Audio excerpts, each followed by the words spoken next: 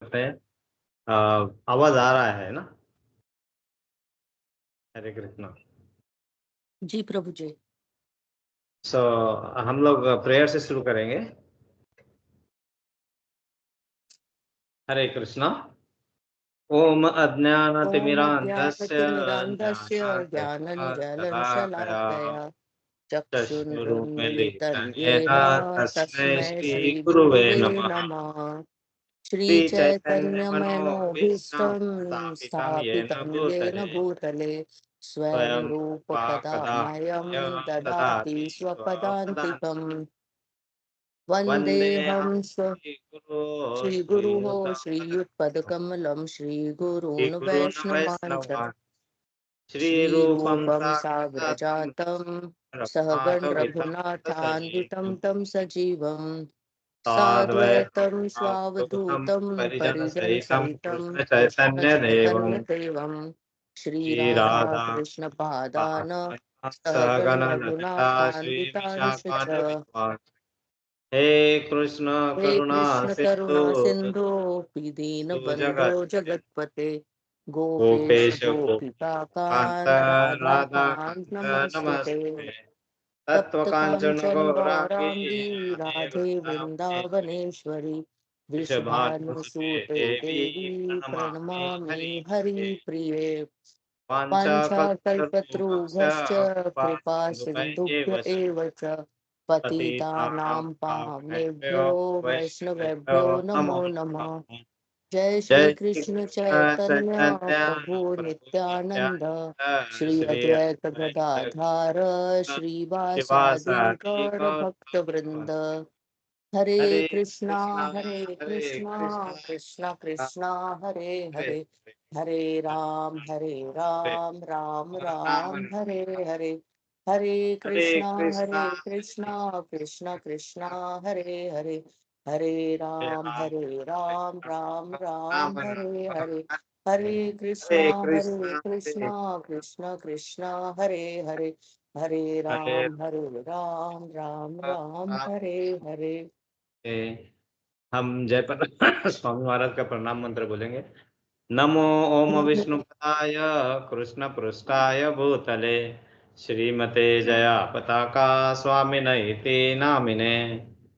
नमः आश्चर्यपदया निताय कृपा प्रदायिने गौरकथा दामदया नगरागम तारिणे। हरे हम प्रभुपाद जी का प्रणाम मंत्र बोलेंगे। नमो ओम विष्णुपादाय कृष्ण कृष्ण पृष्ठाय भूतले श्रीमते भक्ति वेदांत स्वामिनिति नामिने। नमस्ते नमस्ते सरस्वते देवे सरस्वती गौरवाणी प्रचारिणे निर्विशेष शून्यवादी पाश्चात्य देश तारिणे। जय श्री कृष्ण चैतन्य प्रभु नित्यानंद श्री अद्वैत गदाधार श्रीवासादि गौर भक्त वृंद। नमो ओम नमो भगवते वासुदेवाय। ओम नमो भगवते वासुदेवाय। ओम नमो भगवते वासुदेवाय। ओम नमो भगवते वासुदेवाय। ओम नमो भगवते वासुदेवाय। ओम नमो भगवते वासुदेवाय। हरे हरे कृष्णा। कृष्णा। आप सभी का यहाँ फिर एक बार स्वागत है और हम भगवान का गीत जो भगवान ने अपनी खुद की वाणी में अर्जुन को हमारे लिए 45 मिनट में उस युद्ध स्थल पे कुरुक्षेत्र में बताया था। और हम जब यहाँ पे ये प्रार्थना करते हैं तो कभी बीच बीच में हम उसका मीनिंग भी समझेंगे। तो आज हम उसका मीनिंग भी करते हैं। तो पहला जो हम ओम अज्ञान तिमिरास्ते कहते हैं तो उसका मीनिंग होता है मैं घोर अज्ञान के अंधकार में उत्पन्न हुआ था और मेरे गुरु ने अपने ज्ञान रूपी प्रकाश से मेरी आंखें खोल दी। मैं उन्हें सादर नमस्कार करता हूँ। श्रील रूप गोस्वामी प्रभुपाद कब मुझे अपने चरण कमलों में शरण प्रदान करेंगे, जिन्होंने इस जगत के भगवान चैतन्य की पूर्ति के लिए प्रचार योजना मतलब मिशन की स्थापना की है। और यहाँ पे जो श्रील रूप गोस्वामी है ये 6 गोस्वामियों में से है जो चैतन्य महाप्रभु के काल में वो 6 गोस्वामियों ने यहाँ पे चैतन्य महाप्रभु के आंदोलन को, जो हरे कृष्ण आंदोलन था, जो महामंत्र का जाप से प्रेम भक्ति से जो प्रचार किया था, उस प्रचार में 6 गोस्वामी में से एक श्रील रूप गोस्वामी उन्होंने काफी योगदान दिया था। तो उनके लिए उनके चरण कमलों में कब हमें उनके चरण कमल प्राप्त होंगे, ताकि हम उनके माध्यम से भगवान चैतन्य के जो आंदोलन है उसकी पूर्ति में अपना सहायता कर सके। दूसरा जो है वंदेयम श्री गुरुओं, उसका मीनिंग होता है मैं अपने गुरु के चरण कमलों तथा समस्त वैष्णव के चरणों को नमस्कार करता हूँ। यहाँ बहुत इंपॉर्टेंट है, गुरु और वैष्णव को भगवान का दर्जा दिया जाता है, वो भगवान से कम नहीं मानते हैं। और इसीलिए ये बहुत जरूरी होता है कि गुरु और वैष्णव सभी, कृष्ण भगवान कहते हैं मेरे भक्त, मेरे वैष्णव सभी उतने ही उनका सम्मान होना चाहिए जितना मेरा होता है। तो इसीलिए मैं अपने गुरु के चरण कमलों तथा समस्त वैष्णव के चरणों को नमस्कार करता हूँ। मैं श्रील रूप गोस्वामी तथा उनके अग्रज सनातन गोस्वामी एवं साथ ही श्री रघुनाथ दास, रघुनाथ भट्ट, गोपाल भट्ट एवं श्रील जीव गोस्वामी के चरण कमलों को सादर प्रणाम करता हूँ। तो जो मैंने 6 गोस्वामी बोले थे वो 6 गोस्वामी यहाँ पे है। एक है श्रील रूप गोस्वामी, उनके अग्रज सनातन गोस्वामी, फिर श्री रघुनाथ दास गोस्वामी, फिर रघुनाथ भट्ट गोस्वामी, गोपाल भट्ट गोस्वामी एंड श्री जीव गोस्वामी। ये 6 गोस्वामी है, उनको मैं सादर नमस्कार करता हूँ। मैं भगवान कृष्ण चैतन्य तथा भगवान नित्यानंद के साथ साथ अदैव, आचार्य गदाधर, श्रीवास तथा अन्य पार्षदों को सादर प्रणाम करता हूँ। मैं श्रीमती राधा रानी तथा श्री कृष्ण की श्री ललिता तथा श्री विशाखा सखियों सहित सादर नमस्कार करता हूँ। मतलब हम सभी से पहले जो भगवान की भक्ति में हमें लगा सकते हैं उनको हम नमस्कार कर रहे हैं, उनको सादर प्रणाम कर रहे हैं। और यहाँ पे पंच तत्व भी आए हुए हैं। पंच जो श्री कृष्ण चैतन्य प्रभु के साथ जो नित्यानंद प्रभु, श्री अद्वैत गदाधर, श्री अद्वैत महाराज, श्री गदाधर महाराज और श्रीवास आदि को प्रणाम करता हूँ। साथ में श्रीमती राधा रानी और श्री ललिता और श्री विशाखा सखिया बहुत है, और उनमें से ये 2 सखियों को विशेष करके सादर नमस्कार करता हूँ। ये बहुत इंपॉर्टेंट श्लोका रहता है, इसका मीनिंग।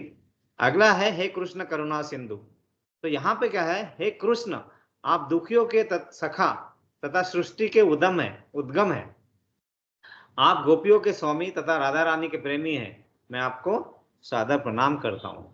आगे है सप्त कांचन गौरांगी राधे वृंदावनेश्वरी वृषभानुसुते देवी प्रणमामि हरिप्रिय। सो मैं उन राधा रानी को प्रणाम करता हूँ जिनकी शारीरिक कांति पिघले सोने के सदृश्य, जो वृंदावन की महारानी है।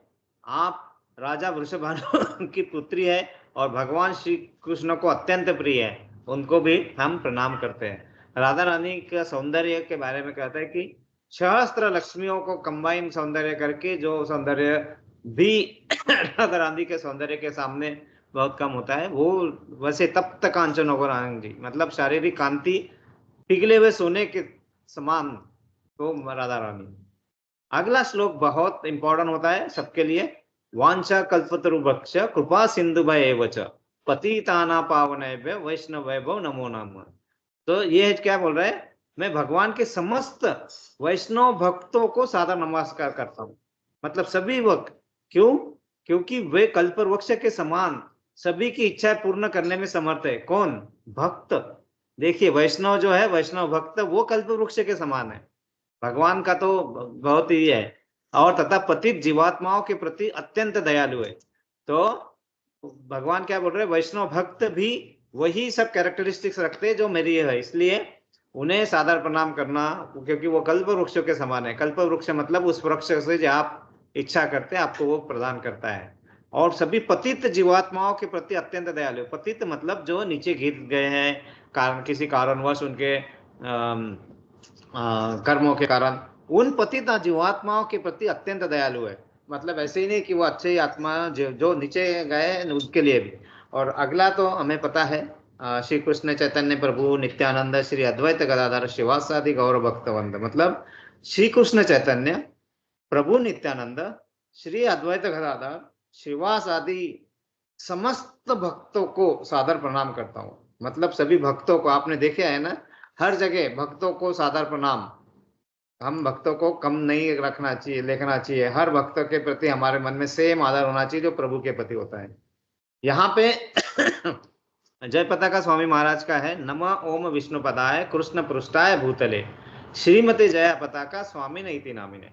मतलब I offer my respectful obeisances to His Divine Grace Srila Jayapatak Swami Maharaj, who is very dear to Lord Krishna because he has taken refuge at his lotus feet. मतलब जय पताका स्वामी महाराज को हम सादर प्रणाम करते हैं, उनके चरणों में हम सादर प्रणाम करते हैं, क्योंकि वो भगवान के बहुत प्रिय है, क्योंकि उन्होंने भगवान के चरण कमलों में अपने आप को सौंपा है। आगे है नमः आश्चर्य पदा निताई कृपा पदाइने गौर कथा धामदया नगरागमतारिने। मतलब नमः आश्चर्य पदा निताई कृपा पदाइने, मतलब निताई, निताई मतलब गौर निताई, नित्यानंद, नित्यानंद प्रभु की कृपा पाने के लिए। हमें पता है नित्यानंद प्रभु की कृपा जब तक नहीं होती हमें कृष्ण भगवान का प्रेम नहीं मिलेगा।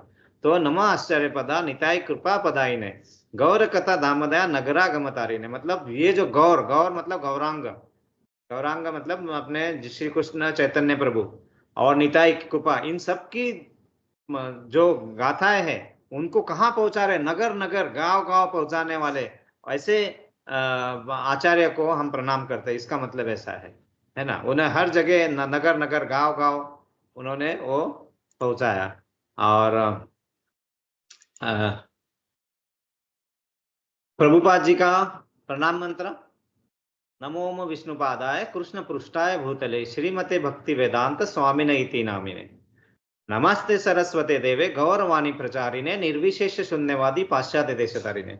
इसका मतलब क्या है कि नमोम विष्णुपादाय मतलब जो विष्णु भगवान के प्रिय है, जिन्होंने विष्णु भगवान के लिए मतलब सब कुछ उन्होंने अपने आप को सरेंडर कर दिया है, वो भगवान का शरण लिया है, वो ऐसे भक्ति वेदांत स्वामी महाराज को हम प्रणाम करते हैं, कोटि कोटि प्रणाम करते हैं। नमस्ते सरस्वती देवे गौरवाणी प्रचारिणे, मतलब जो गौरवाणी, गौरवाणी मतलब फिर से गौर मतलब गौरंगा, गौरंगा मतलब श्री चैतन्य महाप्रभु जो कलयुग में आए थे और जिन्होंने प्रेम भक्ति के द्वारा हमें आगे बढ़ने का मार्ग दिया, और उस आंदोलन का वाणी मतलब गौरवाणी प्रचारिणे मतलब उनके प्रचार के लिए कहाँ पे सबसे कठिन कार्य किया है प्रभुपाद जी ने। कहा निर्विशेष शून्यवादी मतलब जो बिल्कुल भी आस्था नहीं है, जो नास्तिक लोग थे, निर्विशेष शून्यवादी कुछ नहीं है। पाश्चात्य देशधारी ने मतलब पाश्चात्य देश में जाके वहां पे जो गिरे हुए मतलब जो जिनका स्पिरिचुअली उनको कुछ भी नहीं है वैसे लोगों को वहां से उठाया। मतलब कितना बड़ा काम है ये, जहां जिनको कुछ आस्था है कुछ है, वहां पे जहां पे निर्विशेष शून्यवादी कुछ नहीं है उनके मन में भगवान के प्रति, वैसे पाश्चात्य देश में जाके उन्होंने जो किया, ऐसे प्रभुपाद को हम प्रणाम करते हैं। और फिर से जय श्री कृष्ण चैतन्य प्रभु नित्यानंद श्री अद्वैत गदाधर श्रीवासादि गौर भक्तवृंद, क्योंकि पंच तत्व प्रमाण मंत्र जो है इसमें जो नित्यानंद प्रभु की कृपा, फिर अद्वैत महाराज जिनकी कृपा हुई, जिन्होंने प्रेयर की तो चैतन्य महाप्रभु आए यहाँ पे, और चैतन्य महाप्रभु जो राधा और कृष्णा का कॉम्बिनेशन में आए, और अद्वैत महाराज जो महाविष्णु और सदाशिव के रूप में है ना, नित्यानंद प्रभु जो बलराम के रूप में थे, गदाधर जो राधा रानी के रूप में थे, और जो श्रीवास जो थे वो नारद मुनि के रूप में थे। तो ये सब प्रार्थना इसीलिए करते हैं कि हमारे जो भी हमारा जो मन नहीं लग रहा है, कुछ नहीं कर रहा है, तो हम उनको पहले प्रेयर करके फिर हम अपने आप को इस लायक बनाते हैं कि हम सुने, और जो हम प्रेयर कर रहे हैं और जो हम करने का प्रयास कर रहे हैं उसमें हमारा अच्छे तरह से मन लगे, इसलिए ये प्रेयर का सब मीनिंग होता है। तो हम बीच बीच में इसको करेंगे कि हम फिर थोड़ा भूल जाते हैं, तो इट्स ओके, नो प्रॉब्लम। तो हम अभी शुरू करेंगे हमारा दूसरा अध्याय भगवत गीता यथारूप का अध्याय दूसरा, गीता का सार। यह अध्याय बहुत ही इम्पोर्टेंट अध्याय है। इस अध्याय के शुरू करने के पहले हमें पता है कि प्रथम अध्याय में हम कहाँ रुके थे, अंत में अर्जुन ने क्या कहा था कि सभी हथियारों को नीचे डाल दिया और युद्ध न करने का फैसला किया। और जैसे ही ये सब चीज संजय ने धृतराष्ट्र को बताई, धृतराष्ट्र महाराज को बताई, तो क्या हुआ, वो बहुत खुश हुए, क्योंकि उन्हें क्या लगा कि अरे चलो, अर्जुन ने शस्त्र डाल दिए, मतलब अब युद्ध नहीं होगा और मेरे पुत्रों को बिना युद्ध किए, बिना कुछ किए ही सब राज्य मिल जाएगा। और वो बहुत खुशी से गदगद हो गए और उन्हें बहुत आशाएं भी अपने आप से उन्होंने पालना शुरू कर दी। और ये सब कौन देख रहे थे? संजय। और संजय वो देख रहे थे कि ये कैसे व्यक्ति है, इनको सब पता है, कितने धर्मों में कितने अंधे हो सकते हैं, है ना ऐसा। तो उनको वो जो उनकी जो खुशी है, ज्यादा देर तक संजय नहीं रहने देते। संजय इमीडिएटली बताते हैं कि आप जो है ना, आप जो सपनों की दुनिया में जा रहे हैं, है ना, ऐसे तरंग रहे हैं, उसके नीचे लाते हैं उसमें। और फिर वो कहते हैं उसको बाहर लाके, और वो क्या कहते हैं, तो ये पहला श्लोक है ना, संजय उवाच, संजय उवाच। तो ये जो पहला श्लोक है वही है, बता रहा है कि वो धृतराष्ट्र जो सपनों की नगरी में चले गए थे, या जैसे वो सोचना चालू करे थे, उससे बाहर निकालने के लिए संजय बताते हैं, क्या बताते हैं कि अब जो अर्जुन जो इस स्थिति में आ गए, उस स्थिति में हम लोग भी आएंगे, और हम आते ही आते हैं। और उस स्थिति में भगवान तुम्हें किस तरह से बाहर निकालेंगे, ये सब अभी शुरुआत हो रहा है ना।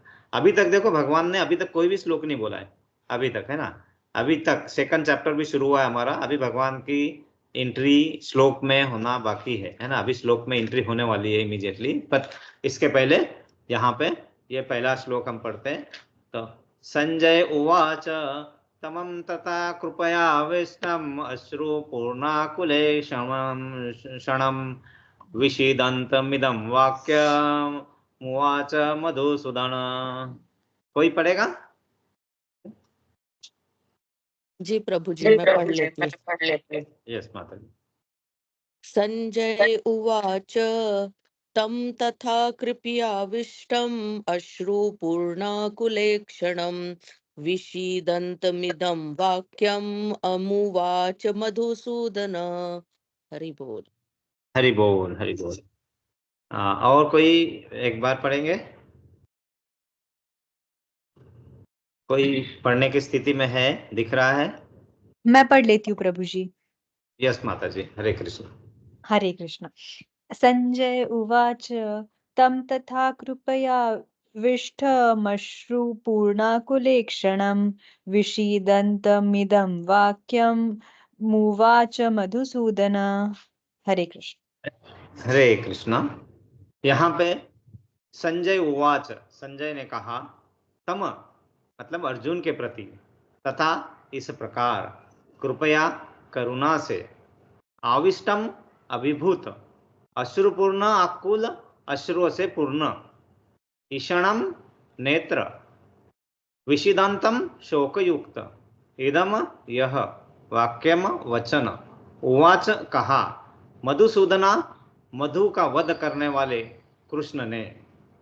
इसका मतलब है, संजय ने कहा, करुणा से व्याप्त शोकयुक्त अश्रुपूरित नेत्रों वाले अर्जुन को देखकर मधुसूदन कृष्ण ने ये कहा। तात्पर्य जय शिला प्रभुपाद। भौतिक पदार्थों के प्रति करुणा, शोक तथा अश्रु, ये सब असली आत्मा को न जानने का लक्षण है। शाश्वत आत्मा के प्रति करुणा ही आत्म साक्षात्कार है। इस श्लोक में मधुसूदन शब्द महत्वपूर्ण है।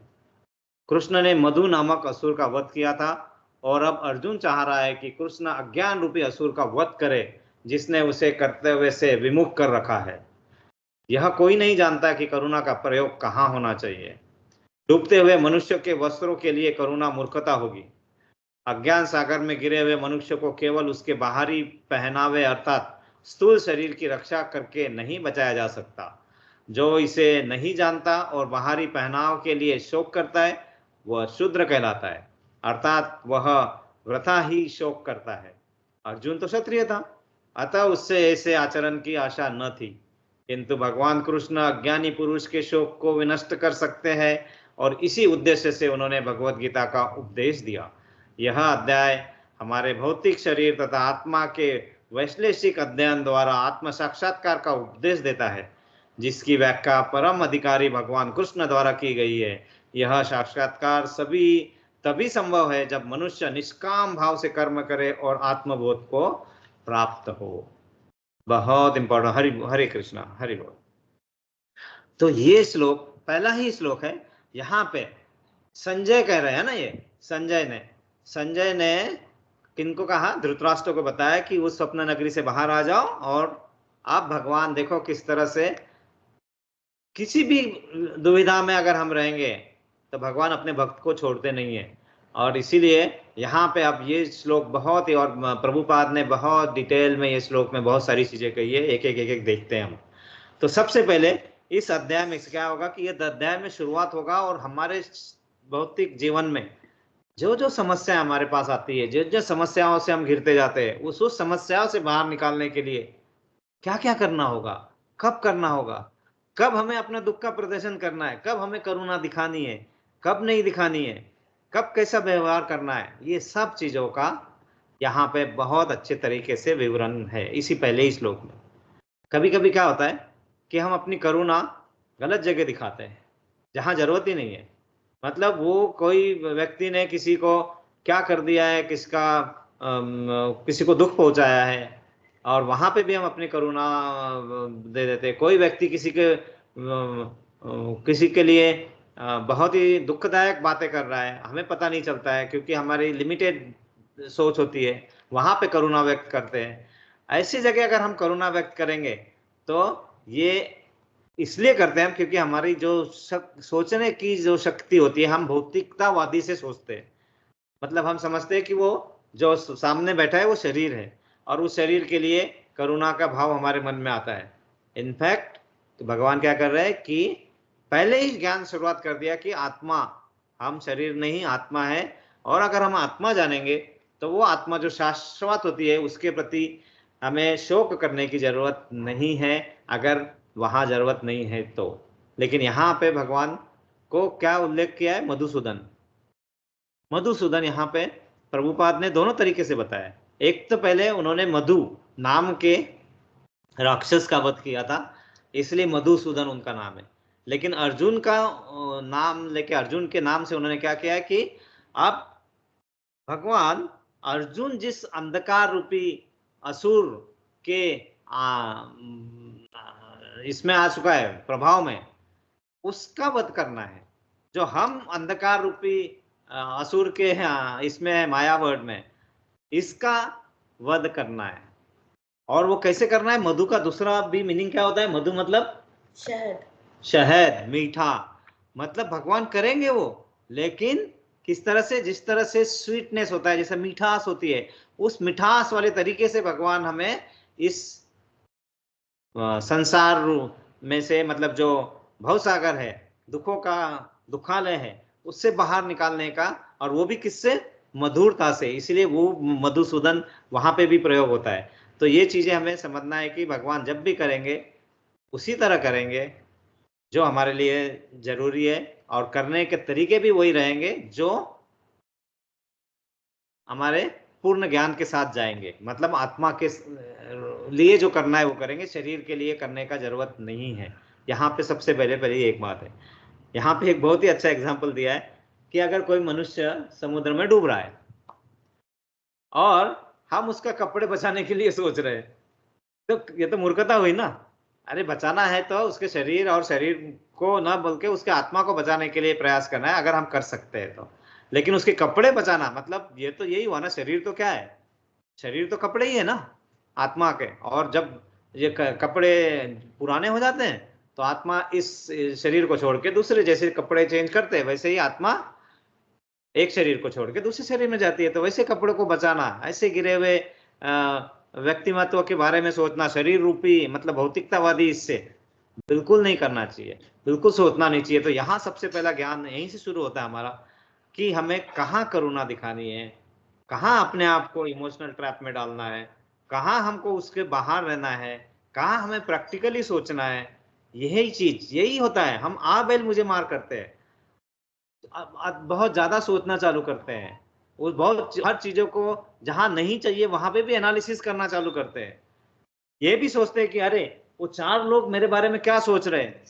अरे अगर वो भी तुम ही सोचोगे तो फिर वो 4 लोग क्या करेंगे? वो तो बेरोजगार हो जाएंगे ना, उनका तो रोजगार उसी पे टिका हुआ है, वो वही गॉसिपिंग पे लगे हुए हैं, उसी में उनका दिनचर्या चलता है। तो उनको उनका कार्य करने दो, हम उसमें क्यों डूब रहे हैं। तो भगवान क्या कहते हैं कि व्यर्थ की बातों में हम उलझना नहीं चाहिए, और हमें किसी के पीठ पीछे बातें भी नहीं करनी चाहिए, क्योंकि उसका कोई मीनिंग नहीं होता वो सब। उससे अच्छा तो हम अपने भगवान नाम में रहे, हम स्मरण करें, हम श्रवणम करें, और हम कीर्तनम में पार्ट लें।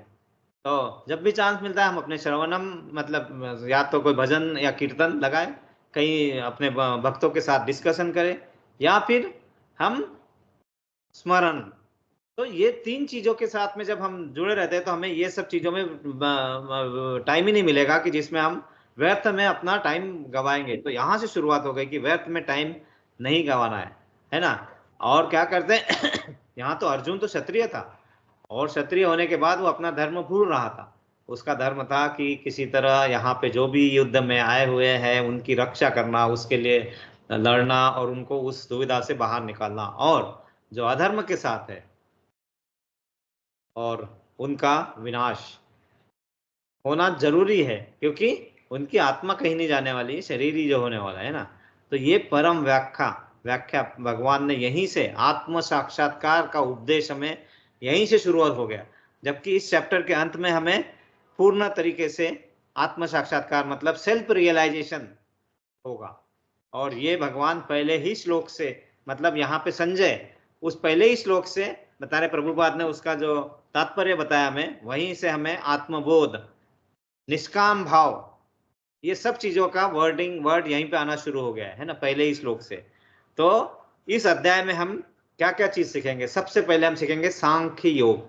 सांख्य योग मतलब क्या होता है, एनालिटिकल, मतलब विश्लेषण करने का।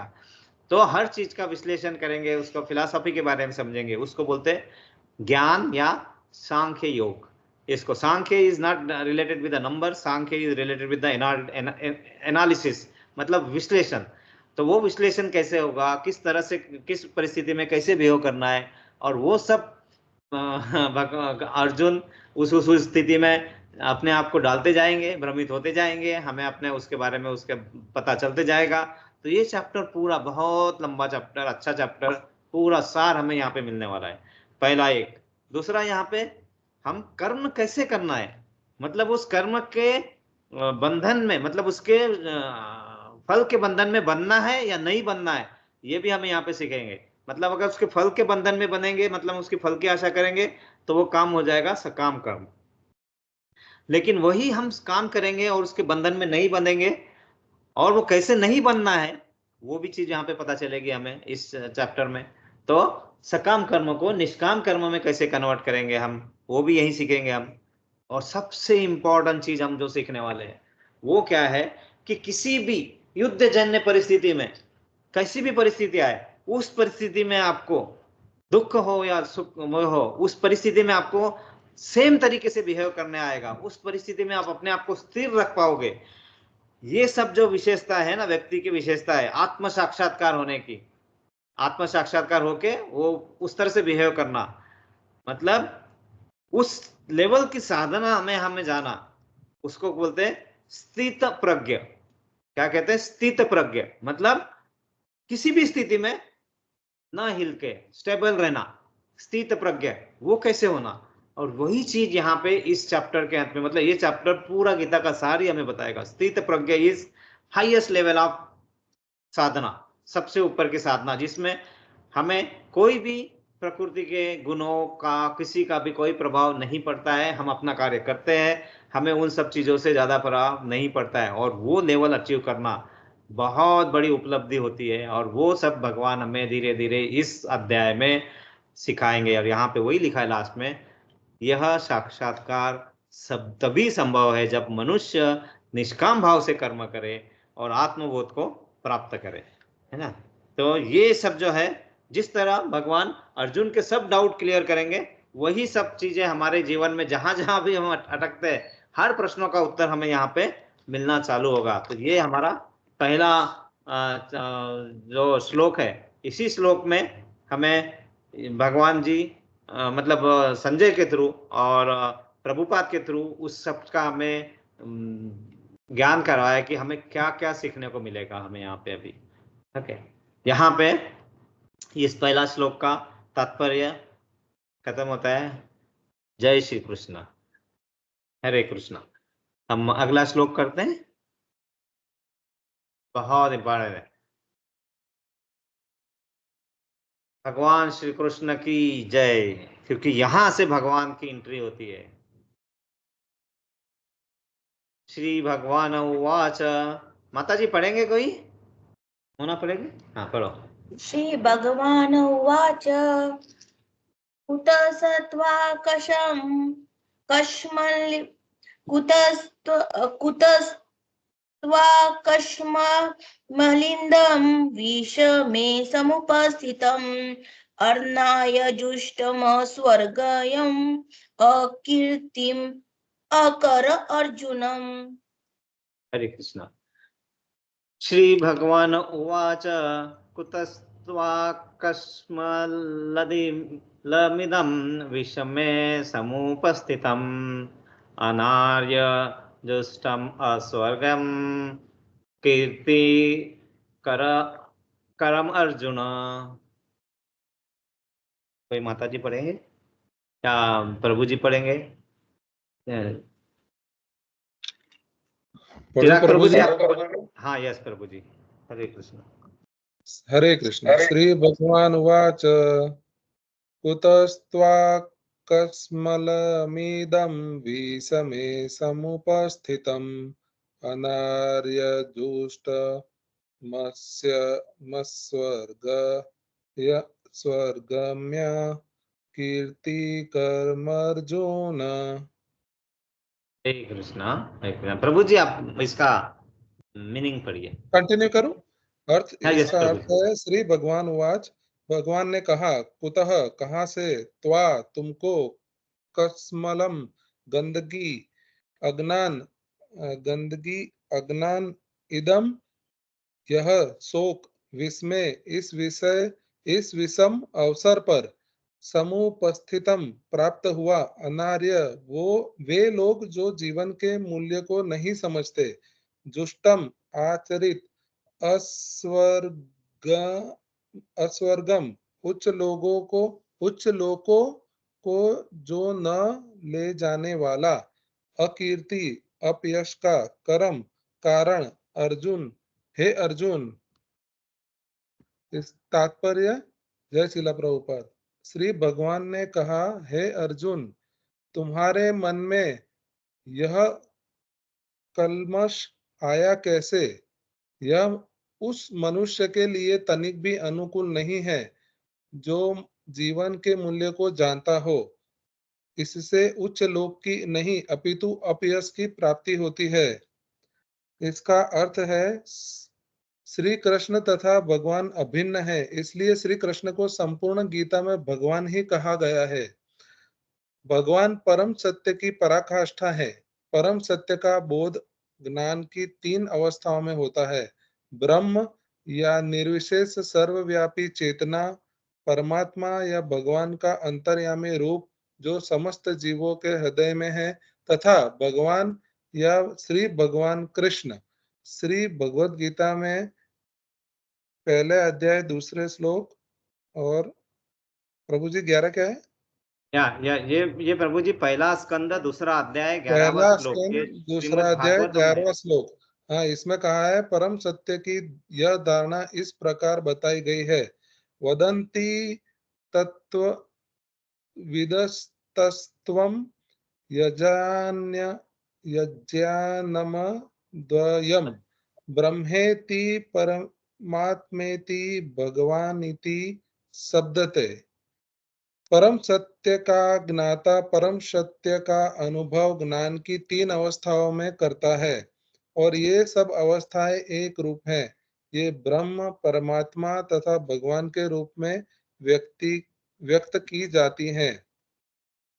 इन 3 दिव्य पक्षों को सूर्य के दृष्टांत द्वारा समझाया जा सकता है कि क्योंकि इसके भी 3 भिन्न पक्ष होते हैं, यथा धूप अर्थात प्रकाश, सूर्य की सतह तथा सूर्य लोक स्वयं जो सूर्य के प्रकाश का अध्ययन करता है, वह नौसिखिया है। जो सूर्य की सतह को समझता है वह कुछ आगे बढ़ा हुआ होता है, और जो सूर्य लोक में प्रवेश कर सकता है वह उच्चतम ज्ञानी है। जो नौसिखिया सूर्य प्रकाश, उसकी विश्व व्याप्ति तथा उसकी निर्विशेष प्रकृति के अखंड तेज के ज्ञान से ही तुष्ट हो जाता है, वह उस व्यक्ति के समान है जो परम सत्य के ब्रह्म रूप को ही समझ सकता है।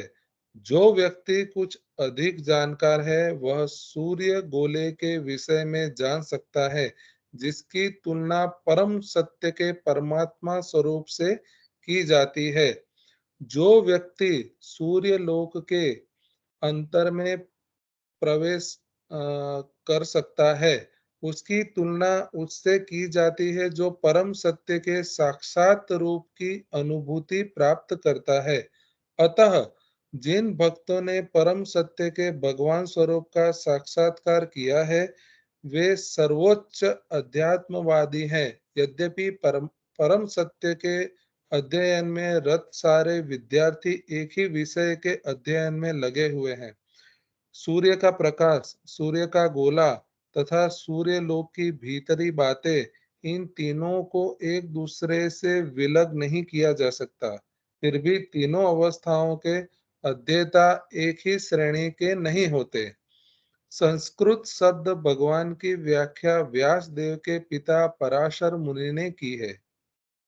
समस्त धन, शक्ति, यश, सौंदर्य, ज्ञान तथा त्याग से युक्त परम पुरुष भगवान कहलाता है। ऐसे अनेक व्यक्ति हैं जो अत्यंत धनी हैं, अत्यंत शक्तिमान हैं, अत्यंत सुंदर हैं और अत्यंत विख्यात विद्वान तथा विरक्त भी हैं, किंतु कोई साधिकार यह नहीं कर सकता कि उसके पास सारा धन, शक्ति आदि है। एकमात्र कृष्ण ही ऐसा दावा कर सकते हैं, क्योंकि वे भगवान हैं। ब्रह्मा, शिव या नारायण सहित कोई भी जीव कृष्ण के समान पूर्ण ऐश्वर्यवान नहीं है। अतः ब्रह्म संहिता में स्वयं ब्रह्मा जी का निर्णय है कि श्री कृष्ण स्वयं भगवान है। न तो कोई उनसे तुल्य है, न उनसे बढ़कर है।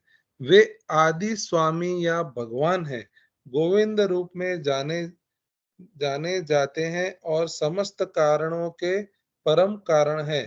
ईश्वरः परमः कृष्णः सच्चिदानंद विग्रह अनादिरादिर्गोविंदः सर्व कारण कारणम। ऐसे अनेक पुरुष हैं जो भगवान के गुणों से युक्त है, किंतु कृष्ण परम है क्योंकि उनसे बढ़कर कोई नहीं है। वे परम पुरुष हैं और उनका शरीर सच्चिदानंदमय है। वे आदि भगवान गोविंद हैं और समस्त कारणों के कारण हैं। ब्रह्म संहिता 5वें अध्याय पहला श्लोक। भगवत में भी ज्ञान भगवान के नाना अवतारों की सूची है। कृष्ण को आदि भगवान बताया गया है, जिससे अनेकानेक अवतार तथा ईश्वर विस्तार करते हैं। एते चांस कला पूषः कृष्णस्तु भगवान स्वयं इंद्रारि व्याकुलं लोकम यति यन्ति युगे युगे। यहाँ पर वर्णित सारे अवतारों की सूचियां या तो भगवान की अंश कलाओं तथा पूर्ण कलाओं की है, किंतु कृष्ण तो स्वयं भगवान है। भागवत क्या था प्रभु जी? प्रथम पहला स्कंद पहला तीसरा स्कंद अध्याय। तीसरा अध्याय 28वां श्लोक। अतः कृष्ण आदि भगवान परम सत्य परमात्मा तथा निर्विशेष ब्रह्म दोनों के अद्वैत है। भगवान की उपस्थिति में अर्जुन द्वारा स्वयं जनों के लिए शोक करना सर्वथा अशोभनीय है। अतः कृष्ण ने कुतः शब्द से अपना आश्चर्य व्यक्त किया है। आर्य जैसी सभ्य जाति के लिए किसी व्यक्ति से ऐसी मलिनता की उम्मीद नहीं की जाती। आर्य शब्द उन व्यक्तियों पर लागू होता है जो जीवन के मूल्य को जानते हैं और जिनकी सभ्यता आत्म साक्षात्कार पर निर्भर करती है। देहात्म बुद्धि से प्रेरित मनुष्य को यह ज्ञान नहीं रहता कि जीवन का उद्देश्य परम सत्य विष्णु या भगवान का साक्षात्कार है। वे तो भौतिक जगत के बाह्य स्वरूप से मोहित हो जाते हैं। अतः वे यह नहीं समझ पाते कि मुक्ति क्या है। जिन पुरुष को भौतिक बंधन से मुक्ति का कोई ज्ञान नहीं होता वे अनार्य कहलाते हैं। यद्यपि अर्जुन क्षत्रिय था किंतु युद्ध से विचलित होकर वह अपने कर्तव्य से च्युत हो रहा था। उसकी यह कायरता अनार्यों के लिए शोभा देने वाली हो सकती है। कर्तव्य पथ से इस प्रकार का विचलन न तो आध्यात्मिक जीवन की प्रगति करने में सहायक बनता है न ही इस संसार में ख्याति प्राप्त की जा सकती है। भगवान कृष्ण ने अर्जुन द्वारा अपने स्वजनों पर इस प्रकार की करुणा का अनुमोदन नहीं किया। हरि बोल। हरि बोल, हरि बोल। इतना सुंदर विवरण है और यहाँ पे इस बारे में जो हम डिस्कस करेंगे, इस डिस्कशन में हमें काफ़ी टाइम लगेगा, लेकिन ये बहुत इम्पोर्टेंट है। सबसे पहले बात, अभी तक जो भी हमने श्लोक पढ़ा था, तो जैसे अर्जुन ने श्लोक बोला है तो कैसा बोलते हैं? श्री अर्जुन उवाच, है ना, संजय उवाच। यहाँ पे श्री कृष्ण उवाच नहीं बोला है। ये सबसे बड़ी ध्यान देखने वाली बात है। यहाँ भगवान उवाच बोला है ना। मतलब भगवान एक ही होते हैं और उन्हें उनके नाम से लेने का जरूरत नहीं है भगवान। और भगवान कहने के बाद यहाँ से शुरुआत है कि उनके अलावा और किसी को उस पे नहीं हम देख सकते हैं या वो उस वहाँ पे नहीं है। और यहाँ पे हमें बहुत ही अच्छे तरीके से ये समझना है कि सबसे पहले तो हमें भगवान क्या है यहाँ से हमें समझना है। और मैं सभी से प्रार्थना करूंगा कि ये सब जो चीज़ें आज और इसके अगले भी टाइम में जाएगा इसका डिस्कशन, तो ये सब चीज़ों को हमें बहुत ही अच्छे तरीके से समझने का प्रयास करना है। यहाँ पे जहाँ पे भी हमें कोई भी डाउट होगा तो वहाँ पे हमें वहीं पूछना है या उसका डिस्कशन हम करेंगे, क्योंकि ये सब जो है ना, ये नींव रखेगी हमारे गीता के ज्ञान का। क्योंकि यहाँ से भगवान का पहला ही श्लोक और पहले ही श्लोक में उन्होंने इतनी छोटे से इतने सब चीजें बता दी है जिसको हमें समझने में अभी काफी वक्त लगेगा। लेट अस सी, करते हैं हम, है ना, उसको। तो सबसे पहले हम कोशिश करेंगे कि यहाँ पे एक चीज हमें सबसे पहले स्टार्ट करना है कि कहीं पे आएगा ब्रह्मा, कहीं आता है ब्रह्म और कहीं आता है ब्राह्मण, और ये तीनों चीजें अलग अलग है। यहां से हमें शुरुआत करना है सबसे पहले समझना। ब्रह्मा जब भी आएगा, ब्रह्मा अकबर, तो ब्रह्मा मतलब जो इस सृष्टि के रचयिता, भगवान कृष्ण के निर्देशों पे जिन्होंने यहाँ पे इंजीनियर का जो इंजीनियरिंग की है, इंजीनियरिंग मतलब इस सृष्टि को रचाने के लिए जो भी कार्य किया है वो ब्रह्मा अलग। ब्रह्मा क्या है वो हम देखेंगे अभी। और ब्राह्मण तो वो होते हैं, ब्राह्मण मतलब जो पूजा पाठ करते हैं और वो करते वो ही नहीं। ब्राह्मण जिसे संपूर्ण ज्ञान हो, जिसने भगवान की गुरु परंपरा से आया हुआ ज्ञान अर्जित किया है और वो अर्जित भी सही तरीके से किया है और उसका सही तरीके से इस्तेमाल कर रहे हैं, वही व्यक्ति ब्राह्मण कहलाने के लायक होगा। जो उन्हें ज्ञान है, संपूर्ण ज्ञान है, वो ज्ञान को वही जो भगवान ने दिया हुआ ज्ञान है, अपने तरफ से लाया हुआ कुछ जो नया डालते हैं। ब्राह्मण भी अगर अपने तरफ से कुछ, मतलब ज्ञानी ब्राह्मण अपने तरफ से कुछ डाल रहे हैं तो वो ब्राह्मण कहलाने के लायक नहीं होते, है ना। तो वो सब डेफिनेशन ब्राह्मण की वो भी चीज है। लेकिन हमारा जो फोकस रहेगा वो ब्रह्म, क्योंकि सबसे पहले चीज यहाँ पे, चलो मैं तो स्लाइड पे जाते हैं हम, है ना।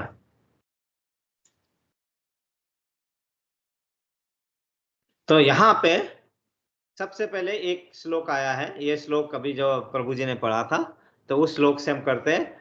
तो उस श्लोक में क्या था?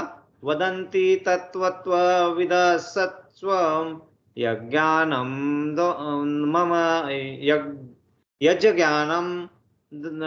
ज्ञानमदयं ब्रह्मोति परमात्मेति भगवान इति शब्दते। मतलब यहाँ पे क्या है, जो ज्ञानी होते हैं अतीतवादी, जो परम सत्य को जानते हैं वो अद्वितीय पदार्थ को ब्रह्म, परमात्मा या भगवान के रूप में तीनों लेवल पे समझते हैं। जो ज्ञानी, अतीतवादी परम सत्य को जानते हैं, जो परम सत्य को जानते हैं। अब यहाँ से हमारा बहुत ही इंपॉर्टेंट डिस्कशन, मतलब डिस्कशन ये समझने का ये शुरू होता है। तो शुरुआत यहाँ पे है कि ये जो व्याख्या दी है, ये व्याख्या जो दी है किसने दी है? ये व्याख्या दी है पराशर मुनि ने, जो व्यासदेव, ऋषि व्यासदेव के पिता है पराशर मुनि, उन्होंने ये बताया हमें। तो यहाँ पे हम इसका हम समझने का प्रयास करते हैं और ये बहुत इंपॉर्टेंट है। तो हमें क्या समझना है यहाँ पे? ब्रह्म, परमात्मा और भगवान, ये सब चीजों में क्या डिफरेंस है। तो सबसे पहले जो ब्रह्म जो कहते हैं हम, वो होता है कि हमारा, जैसे हम भगवान को समझने का प्रयास कर रहे हैं, तो सबसे पहले चीज जो हम समझ में आती है कि हम सोचते हैं कि वो एक प्रकाश है, एक एनर्जी है, एक शक्ति है। वो उस फॉर्म में जब हम करते हैं, उनको समझते हैं, तो वो होता है ब्रह्मा फॉर्म।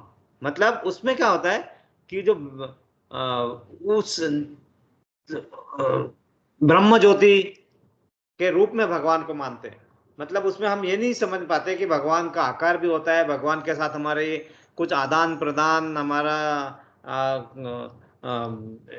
ये आनंद क्या लेन देन भी होता है। ये सब की अनुभूति जिसे नहीं होती है, जो सिर्फ ये कहता है कि भगवान एक शक्ति है और वहीं तक उनकी भक्ति सीमित होती है और उसी पे भक्ति करते हैं, तो वो लोग कहते हैं ब्रह्म ज्योति, है ना।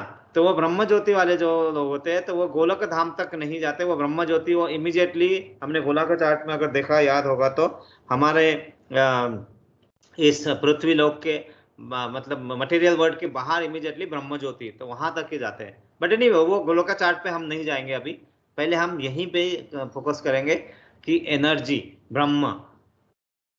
अब इस चीज को पहला, मतलब कोई भी बच्चा शुरू में अगर समझने की कोशिश कर रहा है, तो उसे यही सिखाया जाता है कि भगवान एक शक्ति है, एक प्रकाश है, एक ये है। तो उस लेवल तक समझना, तो मतलब हमने भगवान की लेवल 1, भगवान का शुरुआती पार्ट हमने समझा है, भगवान एनर्जी है। अब क्या एनर्जी है अगर हमने ये कहा, तो क्या ये करेक्ट नहीं है? ये करेक्ट है, लेकिन कंप्लीट नहीं है। ये सही है लेकिन पूर्ण नहीं है। यह भी है, क्योंकि भगवान को किसी भी रूप में हम समझने का प्रयास करेंगे, उसको पूर्णतः समझने के लिए हमें हाईएस्ट लेवल पे जाके समझना होता है। और यही होता है कि भक्ति में हम सबसे पहले कहते हैं कि हाँ, एक शक्ति तो है कहीं, जो कहीं तो वो कार्य कर रही है, और उसको हम अलग अलग एग्जाम्पल लेके समझेंगे। लेकिन ये सब चीजों को पहले क्या समझना है, पहले हम उसका प्रश्न अच्छी तरीके से हम समझने की कोशिश करें कि प्रश्न क्या है। प्रश्न ये है कि ये तीन लेवल क्या क्या है। तो पहला क्या है? एनर्जी है। दूसरा परमात्मा, दूसरा लेवल जो है परमात्मा।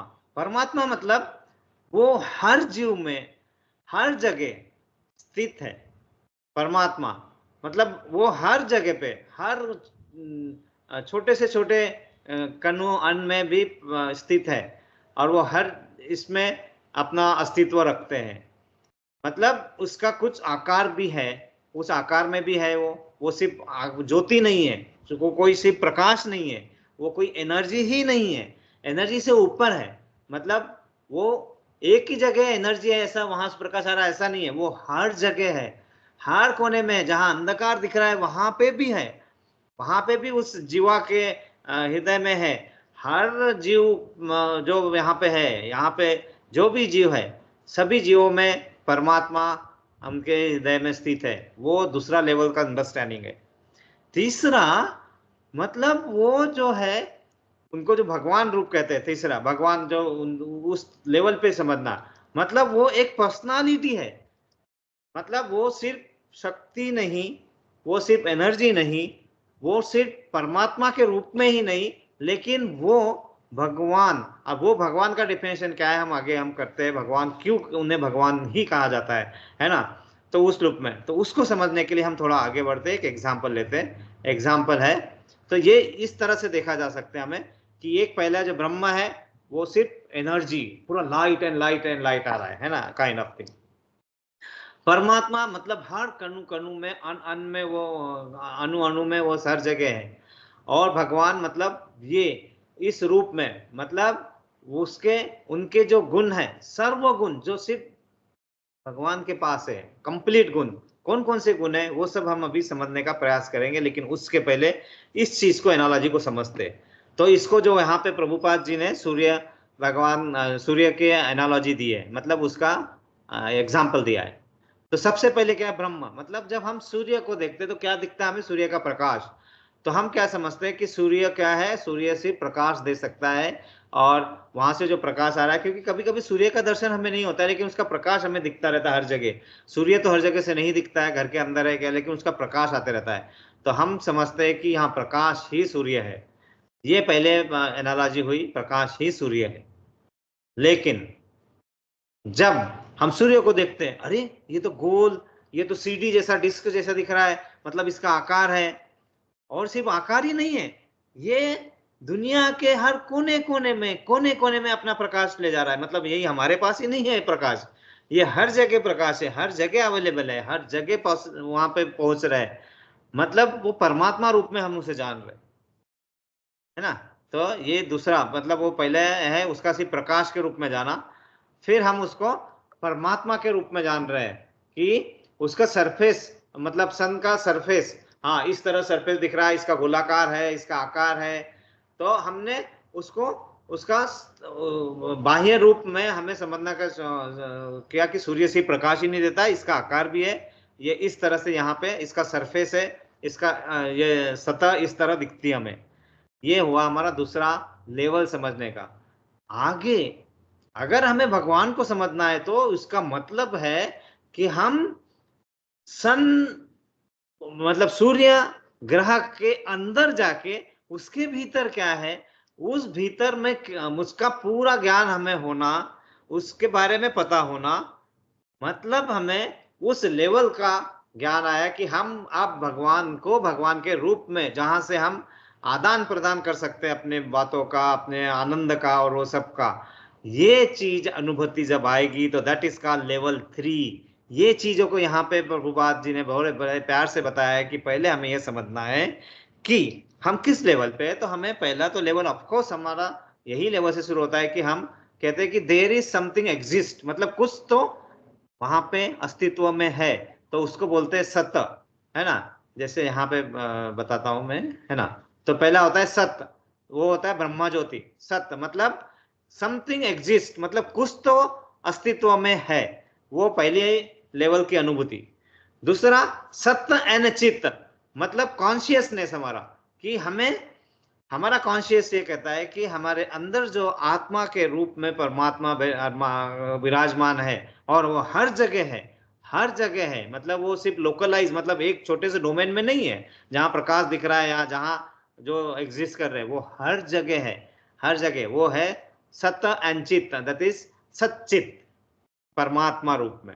और फिर भगवान, मतलब वहां से हमारा वो विग्रह के रूप में ही नहीं है, वो हमारे साथ आदान प्रदान करते हैं, हमारे साथ भगवान लीलाएं करते हैं, हमें आनंद की अनुभूति कराते हैं, हमारे साथ आनंद का एक्सचेंज करते हैं।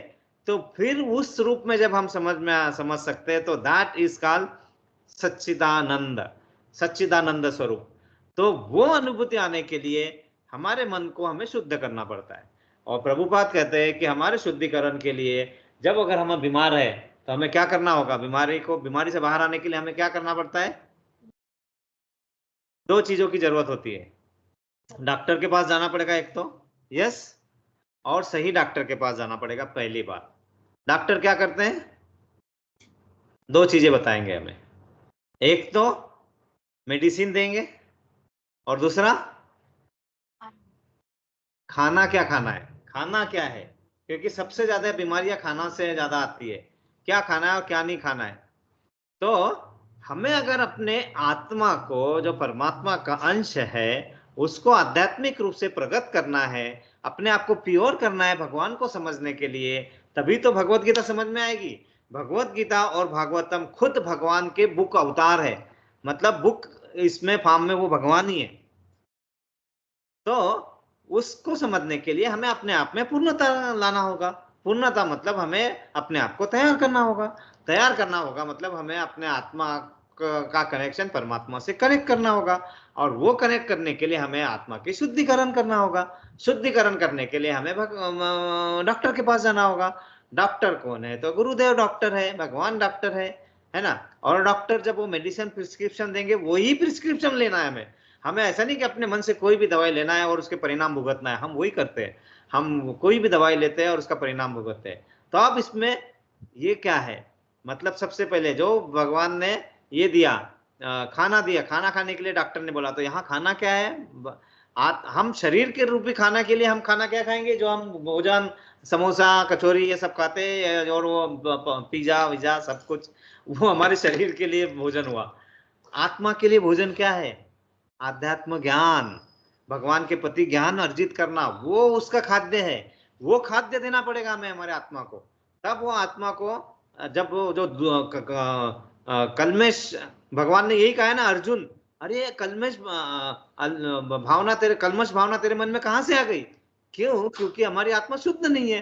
इसलिए तो यहाँ पे पहले शब्द भगवान ने वही, मतलब वही सोचा कि ये कलमश विचार तेरे मन में आया कैसे?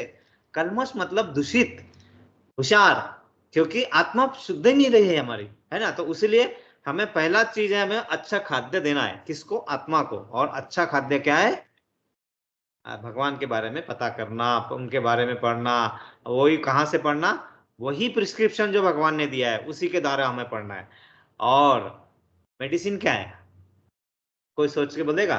भगवान ने मेडिसिन क्या है? प्रभुपाद ने बताया। हरे यस प्रभु जी। कृष्णा कृष्णा हाँ, कृष्णा हरि बोल। कृष्णा हरे हरे राम हरे कृष्णा कृष्णा कृष्णा हरे हरे, हरे राम राम राम हरे हरे।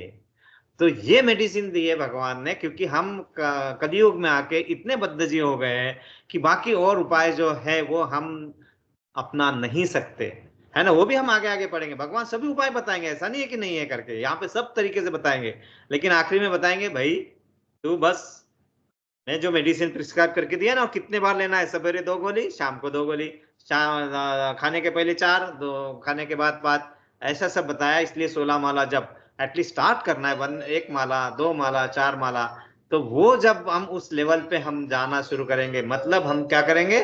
अपने आप को तैयार कर रहे हैं भगवान को समझने के लिए। हाँ, समझने के लिए है। भगवान को समझना बहुत आसान नहीं है और बहुत डिफिकल्ट भी नहीं है। बोलते भगवान मेरे साथ आ जाओ, मेरे शरण में आओ, मैं तुम्हें अपने साथ ले जाके सब समझाता हूँ तुम्हें, तुम्हें क्या चिंता है। तो ये एक एनालॉजी हुई। आज हम एक ही एनालॉजी करेंगे, क्योंकि ये जो जो ये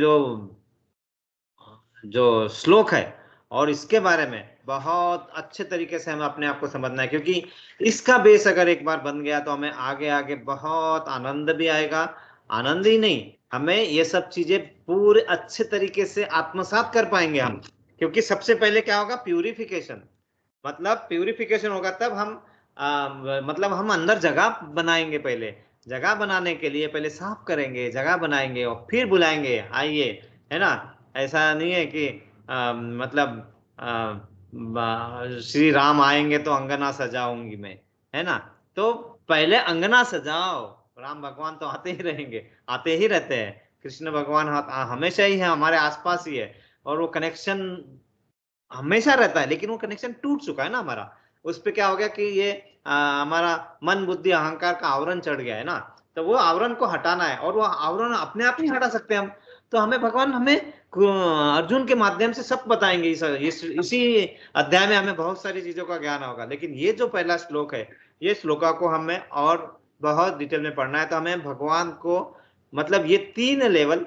एक और एनालॉजी है, मैं 4 मिनट लेके, मैं हमेशा की तरह टाइम ले रहा हूँ, सॉरी फॉर दैट। एक 4 चीजें, ये एक दूसरी एनालॉजी है, इससे भी हम समझ लेते हैं और क्या है, तो फिर हम आगे पढ़ते हैं।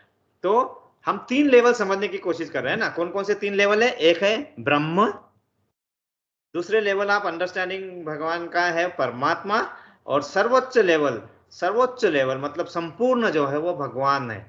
तो वो चीज को अब हम दूसरे एनालॉजी समझते, ट्रेन वाली जैसे। तो समझो हमें ट्रेन के बारे में पता नहीं, ट्रेन होता क्या है। सबसे पहले हम किसी गांव में रहते थे, हमें पता ही नहीं है, किसी ने बताया अरे हमारे गांव में ट्रेन आने वाली है, ट्रेन रेलगाड़ी आने वाली है। क्या होता है, क्या होता है, क्या होता है, पता नहीं है। तो उसे पता करने के लिए हमें सबसे पहले क्या करना पड़ेगा? सबसे पहले पता करने के लिए वो ट्रेन हमारे घर के पास नहीं आएगी, घर पे नहीं आएगी, तो हमें सबसे पहले घर से बाहर निकलना पड़ेगा। घर से बाहर निकलना मतलब कहीं सत्संग में जाना, भक्तों के साथ बैठना, उनके साथ डिस्कस करना, जैसे हम यहाँ पे आ रहे हैं किसी तरह। अब अपने सब अपने काम को हम अलग करके, हम इतना अच्छा मुझे हमें लगता है कि हम सब अपने कितने भी मालूम है हमारे पास बहुत इंपॉर्टेंट काम आते हैं, लेकिन हम उसको अलग रख के यहाँ पे आ रहे हैं। मतलब हम सही में, सही मायने में हम उन्हें समझने का प्रयास कर रहे हैं, भगवान को समझने का प्रयास कर रहे हैं। और ये प्रयास जब हम करते हैं तो भगवान उसमें हमें कभी असफलता नहीं देगा, पक्का ही हमें उस मार्ग पे ले जाएंगे। तो घर से बाहर निकलना पड़ेगा। घर से बाहर निकल के जाना का वो पता होना चाहिए, क्योंकि अबे अगर हमें भगवान के पास जाना है तो हमें आध्या मतलब वहां पे जाना होगा कि वो जहां लिखा हुआ उस यूनिवर्सिटी से उस गुरु के पास जाना है। मतलब हमें यहाँ पे अगर ट्रेन की एनालॉजी से हम चलेंगे, मतलब ट्रेन का एग्जाम्पल लेके चलेंगे, ट्रेन का उदाहरण लेके चलेंगे, तो हमें पहले प्लेटफॉर्म पे जाना होगा और सही प्लेटफॉर्म पे जाना होगा। तो यहाँ पे वृंदावन प्लेटफॉर्म पे चलते हैं, हम वहां पे चलते हैं ना, वृंदावन वाले प्लेटफॉर्म पे चले पहुंचे हम वहां पे। और हम देख रहे हैं कि अरे होती क्या रेलगाड़ी, रेलगाड़ी होती क्या, ऐसा करते हैं ना। तो फिर शुरू में क्या होगा कि वहां पे देखेंगे कि अरे एक प्रकाश दिख रहा है हमें, और वो अंधकार में से प्रकाश आ रहा है, तो हम समझते हैं अरे रेलगाड़ी मतलब प्रकाश है, मतलब यही लाइट है। और यही चीज हमारे जीवन में पहले आती है जब हमारे पहले भगवान से जुड़ने का प्रयास करते हैं, मतलब हम उनको समझने का प्रयास करते हैं। तो सबसे पहले क्या आता है कि हाँ एक शक्ति है, जो शक्ति हमारे आसपास है, जो हमारे को क्रियान्वित करती है, हमारे शरीर में जान डालती है, हमारे भोजन में जान डालती है। वो जान अगर वो उतनी सी शक्ति जो देख नहीं पाते वो निकल गई तो ये पूरा शरीर किसी काम का नहीं है। तो वो जो शक्ति है उसको हम बोलते हैं सूक्ष्म शरीर, और जो हमारा शरीर है इसको बोलते हैं हम स्थूल शरीर, है ना। तो वो चीज हमें पता चला कि अरे प्रकाश है, तो वो प्रकाश ही हमारे लिए ट्रेन है, वैसा हम समझते हैं। और इसका अनुभूति है, इसका हमें किस तरह से समझना चाहिए कि पहली अनुभूति जब होती है तो हमें क्या होता है, जो हम अंधकार रूपी भवसागर में फंसे हुए हैं यहाँ पे, उससे बाहर निकलने की हमें आशा की किरण जब दिखती है, तो हमारा पहला रियलाइजेशन भगवान की तरफ हुआ, पहली स्टेप हुई, बेबी स्टेप, और ये है पहला। तो हमें प्रकाश दिखा। फिर क्या करते हैं, अगर हम प्लेटफॉर्म पर बने रहे तो आप देखो अगर बहुत इंपॉर्टेंट है, हम क्या करते हैं थोड़ी देर करते हैं, उसके बाद में फिर अपने माया वर्ल्ड में, अपने कामों में और अपने इसमें ये करना है, वो करना है, वहां जाना है, ये करना है, अरे सब कार्य मेरे ऊपर पड़े हुए हैं, हम उसमें फिर हो जाते हैं। और थोड़ा भी काम, थोड़ा भी समय हम भगवान के लिए नहीं दे पाते, हम प्लेटफॉर्म पे रुकते ही नहीं है। तो हम क्या करते हैं, सिर्फ प्रकाश देखा यही हमारी ट्रेन है करके भाग जाते हैं। नहीं, उसके बाद में आइए मथुरा जंक्शन पे, है ना, जहाँ पे भगवान खुद वहां पे आए थे, है ना। तो फिर हमें अपने आप को आगे ले जाना पड़ता है, मतलब हमें उसको उस मार्ग पे बने रहना बहुत जरूरी है। फिर जब बने रहते हैं तो फिर भगवान आते हैं और बताते हैं। तो ट्रेन प्लेटफॉर्म पे आएगी तो हमें क्या दिखेगा, अरे यार ये सिर्फ प्रकाश ही नहीं है, ये तो इसमें डिब्बे भी है, इसमें तो चक्के भी लगे हुए हैं, इसमें तो ये लाइट है, वो है, सब कुछ है, मतलब भगवान का आकार भी है। ये हमारे सेकंड रियलाइजेशन होगा कि अरे हाँ रे यार, अच्छा हो गया मैं रुक गया इस स्टेशन पे, तो मतलब यहाँ पे, नहीं तो मुझे ये पता ही नहीं चलता था, मैं तो उसी उतने ही इसमें रहता था, और बस वही में कि मतलब कुएं के मेंढक जैसे डुबुक डुबुक डुबुक वहीं पे करता था, और वही मेरा संसार है, समझ लेते हैं हम लोग कि यही मेरा संसार है। और जैसे कि मेंढक को कुएं से बाहर निकाले, वो आत्महत्या करने के लिए फिर से अंदर कूद जाता है, अरे नहीं रे बाबा इतना मैं नहीं सहन कर सकता हूँ। यही हमारी परिस्थिति होती है कि हम वो उसी अपना छोटा सा विश्व बना लेते हैं, और उसी विश्व में अपने आप को सोचते हैं कि हम आनंद मिल रहा है, आनंद मिल रहा है, जबकि वो आनंद कुछ समय के लिए होता है और फिर से दुखालय में घुसते जाते हैं हम। एनीवे, तो ये दूसरी एनालॉजी। फिर वहां बने रहेंगे हम अगर, तो हमने भगवान को साकार रूप में समझ में आ गया हमें। फिर देखते हैं अरे यहाँ पे क्या हो रहा है, यहाँ तो लोग उतर रहे, चढ़ रहे, गले मिल रहे हैं, एक दूसरे को हंसी वहां वहां सब कुछ हो रहा है। मतलब ये जो है ये भगवान की सर्वोच्च अनुभूति, मतलब भगवान सिर्फ प्रकाश नहीं है, मतलब सिर्फ एग्जिस्ट नहीं करते, उनका आकार भी रूप में भी, और वो हर जगह व्याप्त है। मतलब ट्रेन यही नहीं, वो हर जगह ले जाएगी जहां जाओ उसके स्टेशन, और ले ही नहीं जाएगी, उसमें तुम्हारा आदान प्रदान भी होगा, तुम्हारे आनंद की अनुभूति होगी, तुम्हारे मामा चाचा आए तो आनंद हुआ, ये हुआ, कुछ गए यहाँ से हम कहीं गए गए तो वो आनंद का एक्सचेंज होगा। तो ये होता है सच्चिदानंद स्वरूप। ये है एनालॉजी भगवान की। हम यहाँ पे रुकेंगे, सॉरी मैं फिर से समझ लिया। बहुत डिटेल में हमें इस श्लोक के बारे में पढ़ना है, क्योंकि ये श्लोक अगर हमारा डिटेल में हो गया तो हमारा बहुत कुछ हम अपनी गाड़ी ट्रैक पे रख सकते हैं ना। तो ये जो है इस तरह से फिर आनंद की अनुभूति होती है। और यहाँ पे देखो आनंद को हर कलर में लिखा गया है अगर देखोगे तो, क्योंकि उसमें हर कलर है, उसमें आदान प्रदान हो रहा है, आनंद है और कलरफुल आनंद है। मतलब यही नहीं कि एक ही तरह से है। तो हमने सिर्फ ब्रह्मा ही नहीं, हमने सिर्फ परमात्मा ही नहीं है, हमने उनको भगवान के रूप में जिसमें आनंद का आनंद प्रदान हो रहा है। तो ये आनंद सच्चिदानंद स्वरूप भगवान का। हरे कृष्णा। हम यहाँ पे रुकेंगे।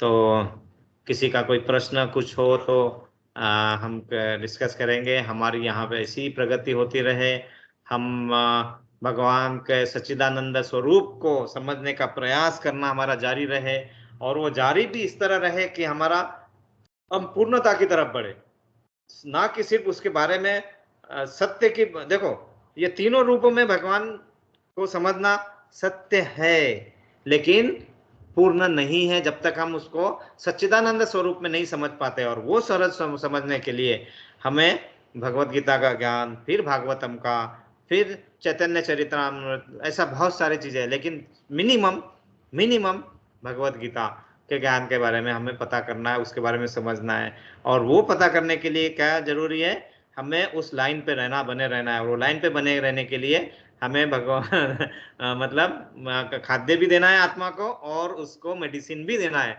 नहीं तो वो प्योर फॉर्म में नहीं आएगी। प्योर फॉर्म में नहीं आएगी तो हम वो जो चीज अनुभूति लेना चाहते हैं और समझना चाहते हैं वो उस तरह से नहीं समझ पाएंगे जिस तरह से समझना है। और वही चीज है, हमें उस लेवल पे आना है। तो यहाँ पे हम सभी की आध्यात्मिक प्रगति हो, सभी इस तरह हम आगे हम मिलते जुलते आगे बढ़ते रहे, भगवान को समझने का प्रयास करते रहे, हमारी आत्मा की शुद्धिकरण के लिए हम अपने प्रयासरत रहे। और वो प्रयासरत किसी भी भौतिकतावादी कार्यों के कारण रुकना नहीं चाहिए, उसमें से हमें अपना टाइम निकालते आना चाहिए, करते आना चाहिए। तो फिर शुद्धिकरण होगा, शुद्धिकरण होगा तो फिर भगवान उस जगह में आके बैठेंगे। फिर शुद्धिकरण मतलब हमारा ईगो निकल के बाहर आएगा, तो जगह बनेगी अंदर, जगह बनेगी अंदर तो विराजमान होंगे प्रभु जी। ये सब चीजों को हमें इसी तरह से करना तो सही हमारे जीवन का जो लक्ष्य है, जो उद्देश्य है, परम सेवा करके गोलक धाम जाने का जो हमें प्रयास करना है, उस धाम पे उसके पे हम प्रगत रह सकेंगे। और रहे इसलिए हम प्रेयर करेंगे। किसी के लिए कोई स्पेशल प्रेयर है? सभी की सेहत अच्छी बनी रहे, सब इसमें प्रकृति में रहे, आध्यात्मिक इसमें जुड़े रहे, भौतिक जगत के दुख सहन करने की शक्ति बढ़े, तो वो दुख हमें कम महसूस हो। और किसी की जो स्पेशल प्रेयर होगी, सभी प्रेयर को जैसे अभी हमारे मेरे साले के बेटे की तबीयत ठीक नहीं है, उसके लिए, फिर हमारे एक रिलेटिव है वो हॉस्पिटल में है अभी, डॉक्टर साहब तितरे डॉक्टर साहब, वो उनके प्रगति के लिए, उनकी सुनीता माता जी, उनके लिए भी प्रेयर करेंगे। और पार्थ का पेपर है अभी दूसरा, लास्ट पेपर, और बाकी बच्चों के लिए, तो सभी के लिए प्रेयर करेंगे 3 बार। हरे कृष्णा हरे हरे कृष्णा कृष्णा हरे कृष्णा कृष्णा कृष्णा कृष्णा हरे कृष्णा हरे, हरे हरे हरे हरे राम राम हरे राम राम राम राम हरे हरे हरे हरे हरे कृष्णा कृष्णा हरे कृष्णा कृष्णा कृष्णा कृष्णा कृष्णा हरे हरे हरे, हरे हरे हरे राम हरे राम राम राम राम राम हरे हरे हरे, हरे हरे हरे कृष्णा कृष्णा कृष्णा कृष्णा कृष्णा हरे हरे हरे हरे राम हरे राम राम राम राम हरे हरे हरे। प्रभुपाद के लिए, गुरुदेव के लिए जिनका योगदान इतना ज्यादा है कि इसका हम विवरण यहाँ नहीं कर सकते, हम उनके बारे में अलग से किसी दिन समझेंगे। लेकिन उन्होंने हमारे लिए इतना सब किया है और यहाँ तक लाया है, उन किस किस परिस्थिति से गुजरे, इसलिए हमेशा उनको अपने प्रेयर में रखिए।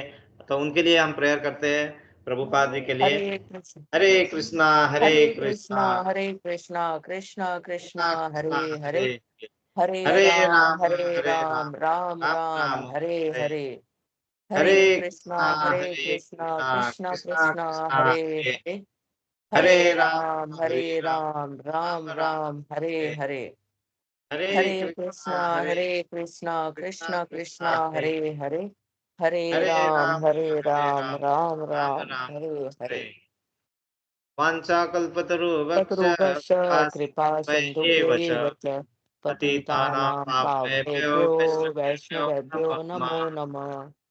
अनंत कोटि वैष्णवंद की जय। जय आज भगवत गीता की जय। जय प्रभुपाद की जय। गुरुदेव की जय। निताय गौर प्रेमानंदे। हरि हरि हरि बोल। हरि बोल। सभी एकत्रित भक्तों की जय जयकार हो। हरे कृष्णा। सभी एकत्रित भक्तों की जय जयकार हो। हरे कृष्णा। सभी एकत्रित भक्तों की जय जयकार हो। हरे कृष्ण। हरे कृष्णा। हाँ, तो यहाँ पे मैं